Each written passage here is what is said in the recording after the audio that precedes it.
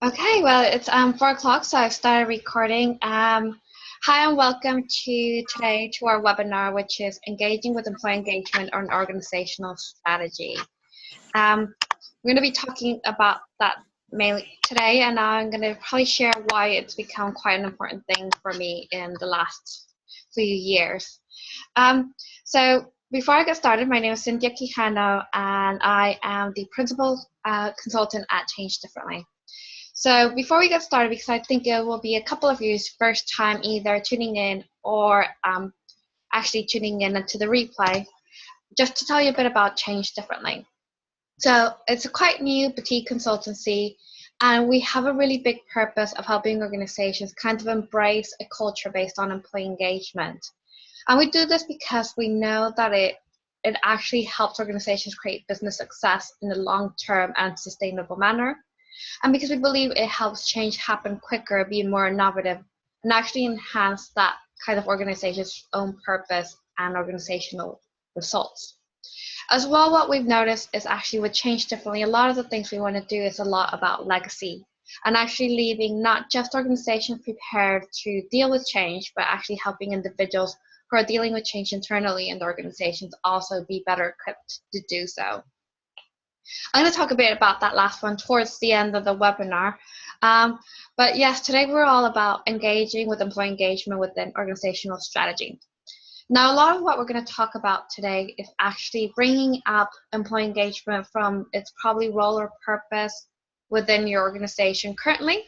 It might be in HR, it might be in internal comms, it might be in the customer relations teams. Employee engagement does seem to fit almost anywhere in an organization, but we're going to talk about how to take it out of there and bring it up to a strategic level.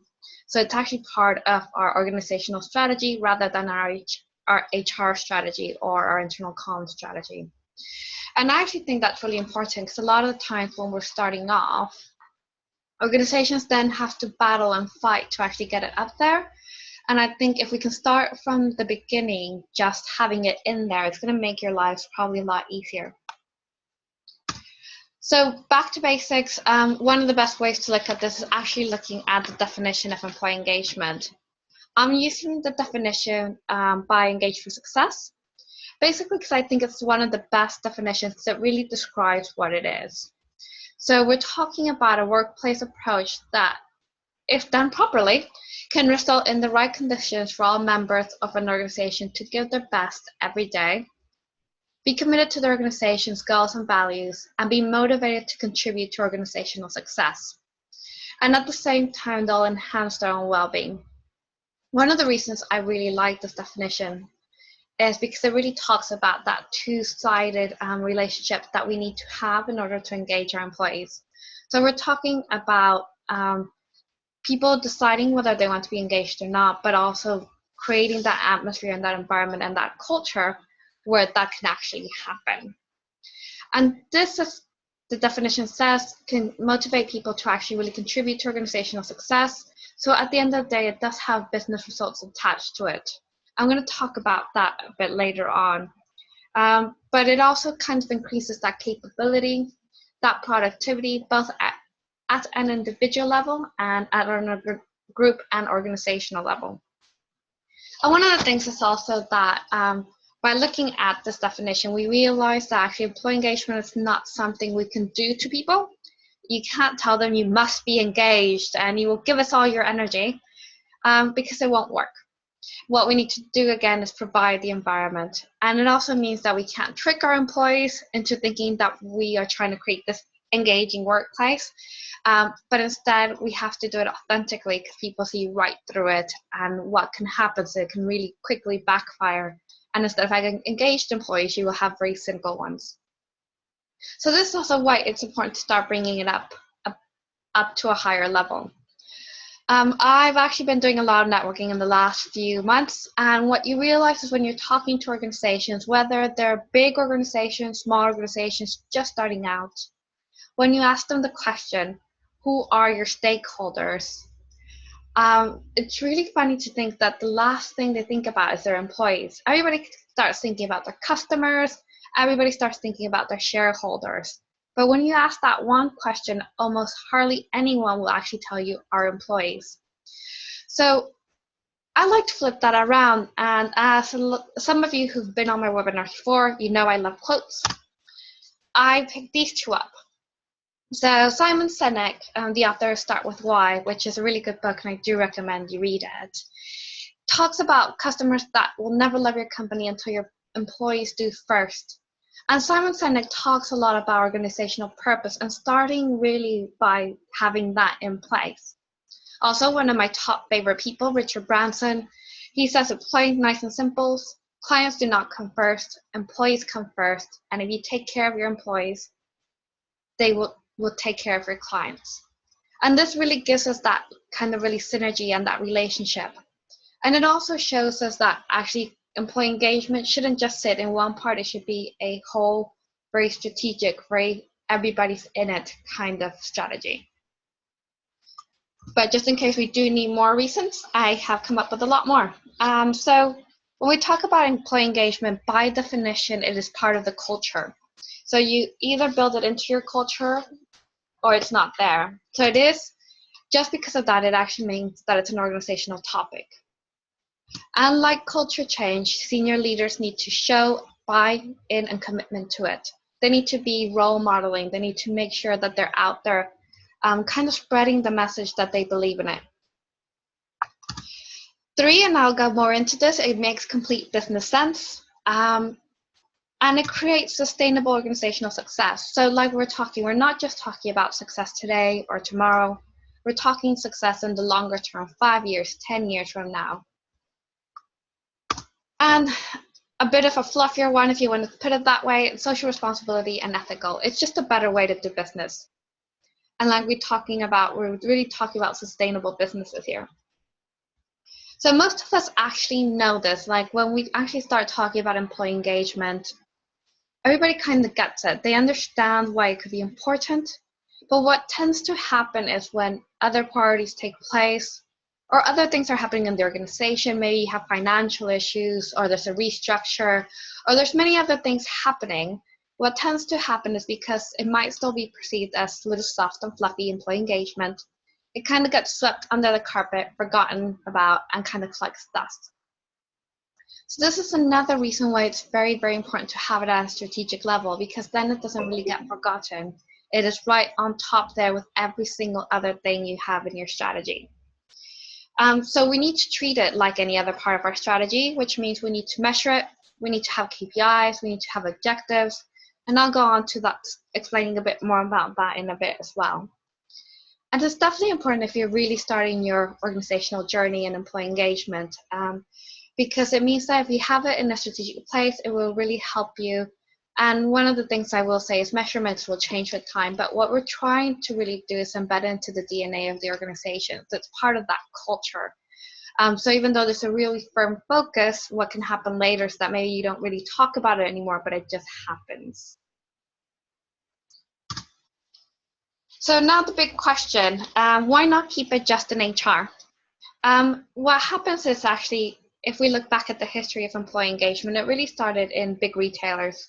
And it really started happening in the customer experience teams. Then it kind of moved into internal comms, and now it's a lot of them are based in HR. But why don't we want to keep them in these little silos, whether it's in HR or internal comms or customer experience? It's that whole topic piece that we said, it's an organization responsibility. And if you keep it into one area of your organization, it limits the ownership of the actions. And it could also limit the impact it has and who can get involved. So what will happen, and I'm sure a lot of you probably have already seen it, is that if it's in HR, a lot of people go, oh, that's HR's job. They need to do the survey, they'll do the action plan, and it's not really part of my role description. It's not really part of me. I don't need to deal with that. So actually making it part of the organizational strategy kind of gives you that leverage to actually say it's everybody's responsibility, everybody's accountable for it. So at the end of the day, it does belong with everyone. And also, depending on your HR department, it can work for you or against you. Now, this is slightly more controversial because actually a lot of HR departments are really trying their best to be seen more strategic. They're trying to work really hard to make sure they have a people strategy. But what happens, and it's mainly due to our economic status around the world, is HR goes back to kind of being the firefighting, hire and fire kind of department, and it tends to have that reputation. So it can work for you if you have a really good team, but at the same time, it can work against you depending on your external reputation of your department. However, we're not saying that the individual bits, so whether it's HR, internal comms, or customer experience, don't have an important part to play. They do. What we're saying is that actually bringing the ownership from a role or function to actually bring it to an organizational level, we're going to have a lot more meat on the bones, and a lot more things will happen quicker.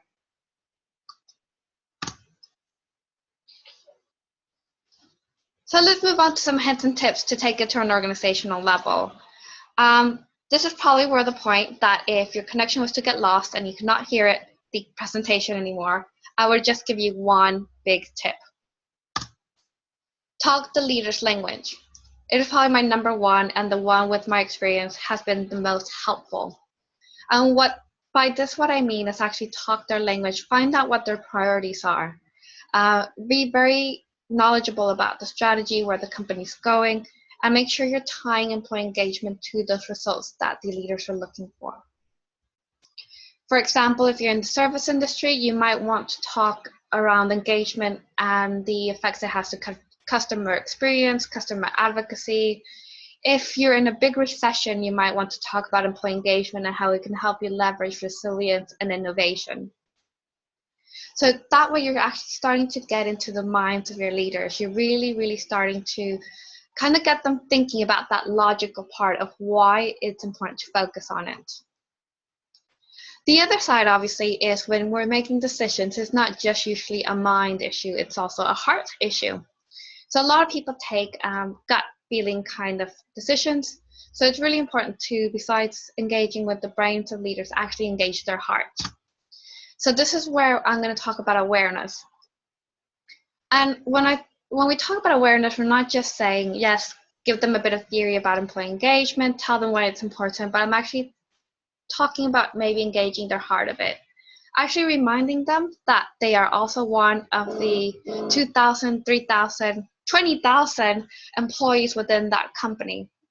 So it's kind of taking them back through their own journey. What was it that they liked about where they worked? Who was their best boss? What did it look like? Where was that best company they worked for? What did it feel like? What can they actually pick out that maybe was better then than it was now, or even the things they didn't like, and actually get them to feel engagement when they felt engaged, when they felt disengaged, to actually get that heart and minds. So you've been talking their language, you're now talking to them at a more personal level, and that way it will really help them to understand exactly what engagement is and how it feels. But it's also good to know your stats. So do your research, and by this I mean actually go and have a look at what other people have been talking about. There's a lot out there now. There used to not be that much. So I remember when I started working in employee engagement almost 10 years ago. That's actually scary. But there wasn't really that much research about business results and engagement and how they tie together. Now there's tons out there. So look for things that are individual to your industry. So for example, universities, there's already some research around how employee engagement scores can correlate to NUS scores.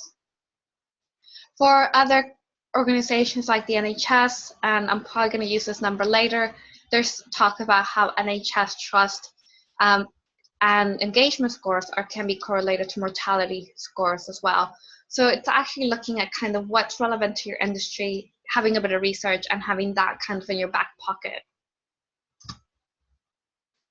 Measuring engagement within your organization, so it's actually understanding where you're starting from and getting that clear picture. It's scary. It's even scary if you've done a survey and then not done much more about it after doing your first one. But it's actually always good to kind of know where that starting point is. And this will help you start planning things as well and talking to your leaders about maybe what's worked well and what hasn't. So my other hidden tip is actually talking about it in a force field analysis way. So this is one of my number one OD tools that I take out for quite a lot of stuff. But it's actually looking at what are the driving forces and what are the restraining forces. So in terms of employee engagement, if you have that initial measurement of what it is and how it looks like in your organization, you can actually look at what is working really well and what are the obstacles and barriers to engagement within your workplace. And then when you're planning and building that strategy, that's how you can look at it. You can look at actually increasing the things that are working really well and decreasing those blockages or barriers. So one of the things I said is obviously talking people's languages in the stats. There is, like I said, a lot out there now, but I thought I'd share a couple with you just so you have a couple already in the back of your mind. A lot of this research I've taken either from the evidence paper that was provided for Engagement Success, and a lot more from Alex Edmonds, who is a researcher in LSE who's been doing a lot of research around employee satisfaction and a couple of other business outcomes. So Alex Edmonds actually did the first kind of research in 2011, 2012, looking at the top 100 best companies to work for in the States. And what he found was that when he correlated that with employee satisfaction and stock returns, the top 100 beat their peers 2 to 3% per year. He found bigger results after a 5-year point. And he repeated the study in 2015 with more countries because he wanted to see if it was only in the States that this was happening. And what he found was that there were very similar results to countries with high labor flexibility, so countries like the UK, where I'm currently based. But he also found that another business result that really had a really clear difference was that of profit margins. So after a company was published in the top 100, they could see an increase of 4.0 higher than their peers after that just 1 year of being published in the list, which is actually really great.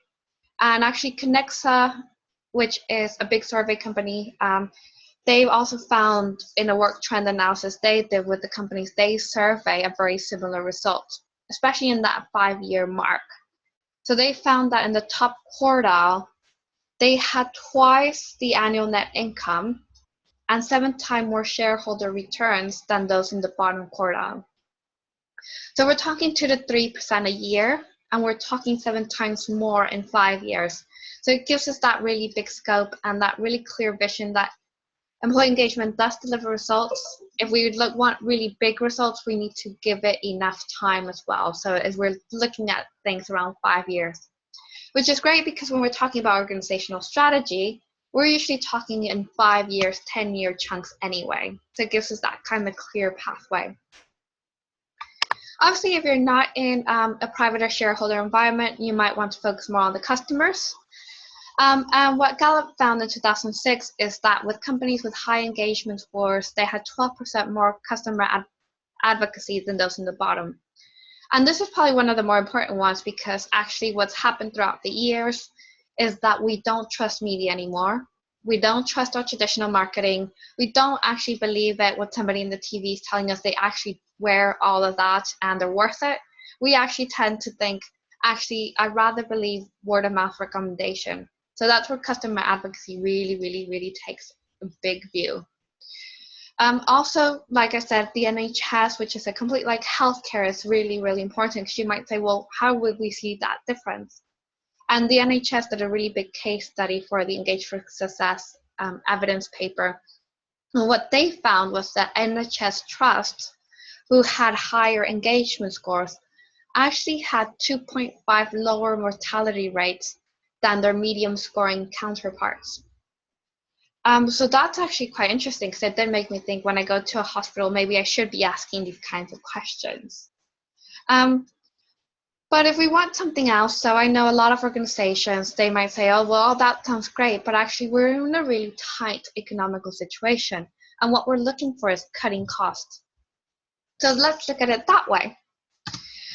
So turnover is one of the most costly things that we currently have as cost within that kind of human resources budgets. But what we find is with high levels of engagement, we have 40% lower turnover. which actually in money terms, what Hay Group discovered was that it actually means that you could be saving $22.4 million by having a high engaged workforce. So that's quite a lot of money. If we're talking about sickness absence, for example, in 2010, there was a big study here in the UK done that actually we spent in 2010 £17 billion on sickness pay. That's a really, really big amount. And what we've actually seen is that for engaged employees, they're taking an average of 2.6 sick days a year, and their disengaged counterparts are taking 6.19 days. So if we're talking that we have a £17 billion kind of total, if you think we could actually slash that by half by having an engaged workforce, that's actually a lot of money savings for a lot of organizations. So yes, if you do want to look a couple more things up, like I said, look up Alex Edmonds and look up some of the big survey houses, but also look at the Engage for Success website. There's tons of little case studies and a lot more numbers there as well. And this really helps us kind of avoid that "that's not us" syndrome. You might be like me. I used to work in an organization, be quite internal, and sometimes when you talk to people about things and like, oh, what's happening, especially if you started talking about what's happening in other sectors, a lot of what can be said is, oh, that's not us. We're not like that. We're different. So I have a couple of tips if you feel that's going to happen. When you're looking for research data, use mainly things that can be related peer-to-peer, so use things in your field. If you already have access to your own organizational data, so if you already do surveys and you have hopefully access to some data around business results, so whether that's maybe sickness absence or turnover or profitability, or if your customer base maybe complaints, if you have access to some of the data, you can do some initial correlations yourself. It's not a lot of hard work. All you need is an Excel spreadsheet, bung them together. If you know a couple of formulas, or maybe you have some statisticians within your organizations, they can pretty much do it for you. And then it's actually looking what trends kind of matter more for you. And seek external help if needed. I used to be an internal consultant, so I know that sometimes it's kind of hurtful because you might have said it a billion times to your leaders. Actually, this is something we really need to focus on. You might have built your own case study. You might have been going back and forth with the message. But sometimes leaders need to hear it from another source. So I would say always get help if you need it. It doesn't matter they say the same thing as you do. Sometimes that just helps. So let's say that now you've talked to them, your leaders really get it, they're really keen to put it into the strategy. Kind of what next? What do you do? How do you build it into the strategy? So we're talking about employee engagement, so it wouldn't really make very much sense if we did the strategy top down, didn't tell anyone, and this is how we're going to do it. That's not going to work. It is employee engagement after all, so we need to make sure the actual strategy is inclusive. So probably the best approach is to do a bit top down, but also do a lot of bottom up. So make sure everybody's kind of involved in creating the strategy. And actually, if you can do that for the whole organizational strategy, you'll have a very good big win. It is about involving people, and that way also you make sure that everybody knows that they're accountable. And it shows us that everybody's kind of on the same boat, steering the same way. Like I said, add some KPIs to it. It's like every single other bit of your strategy, you need to be measuring things. So when I talk about KPI, I just don't mean maybe measuring your employee engagement score. It's great, especially when you're starting to maybe put that in. It creates a focal point. My advice is that if you do put your employee engagement score as a KPI, put it at an organizational level. Mainly because what's also been seen is that sometimes we start digging down and actually making sure that every manager is kind of in charge of their own score.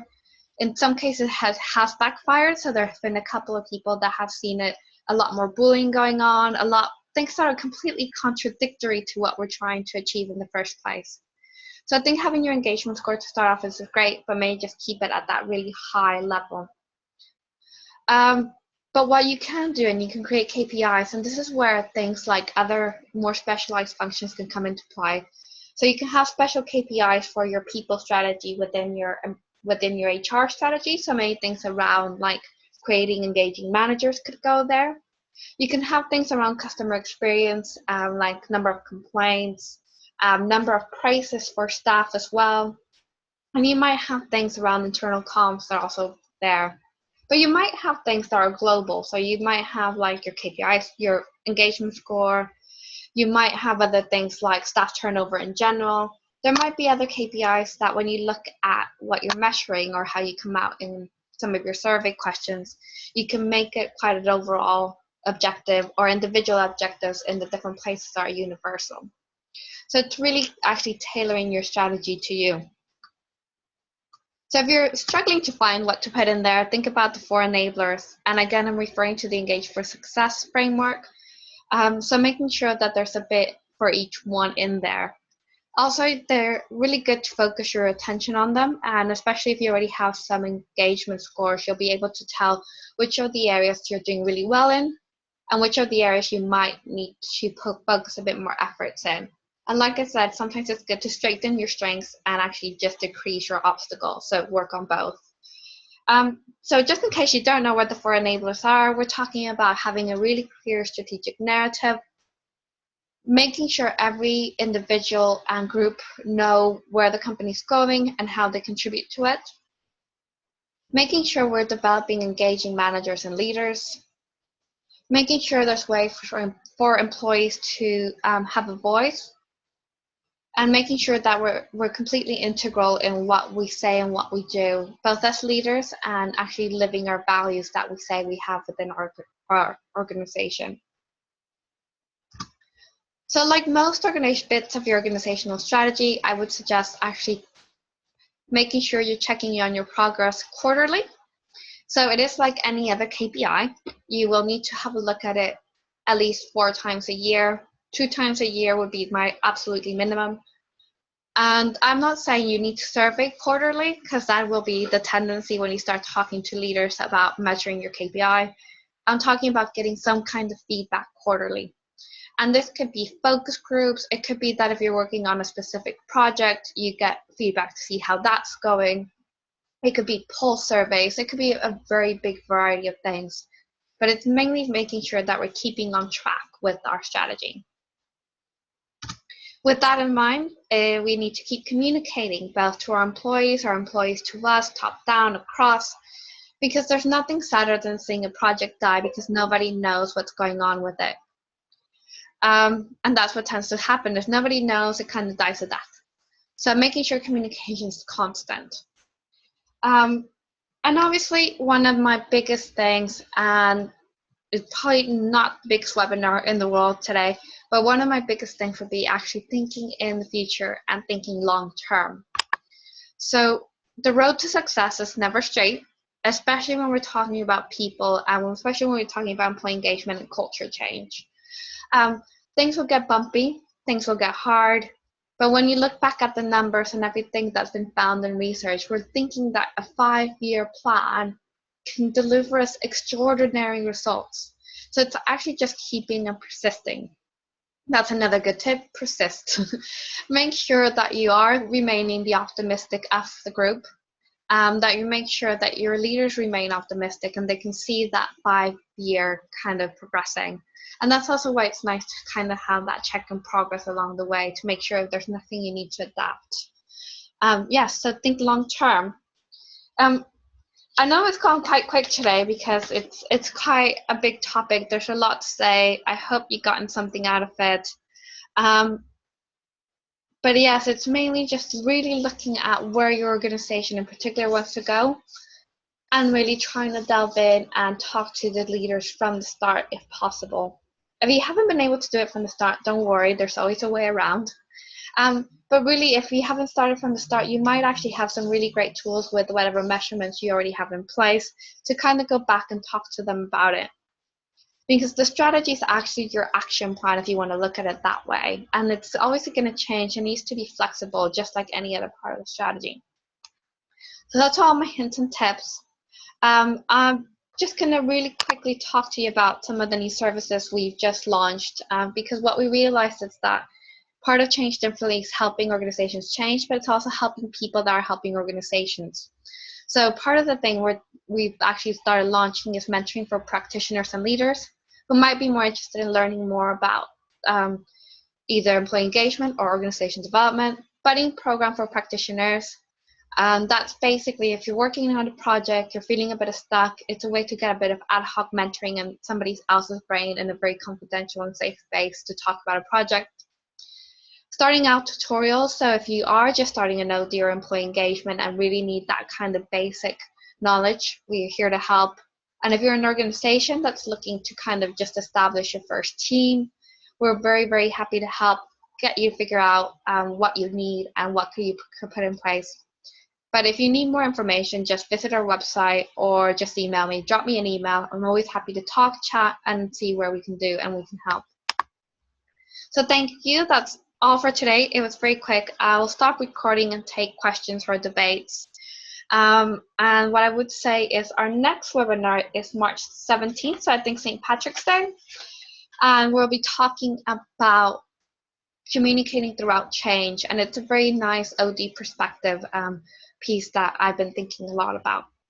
So let me just stop the recording so we can take questions. And if you're listening to the recording, if you have any questions, drop me an email.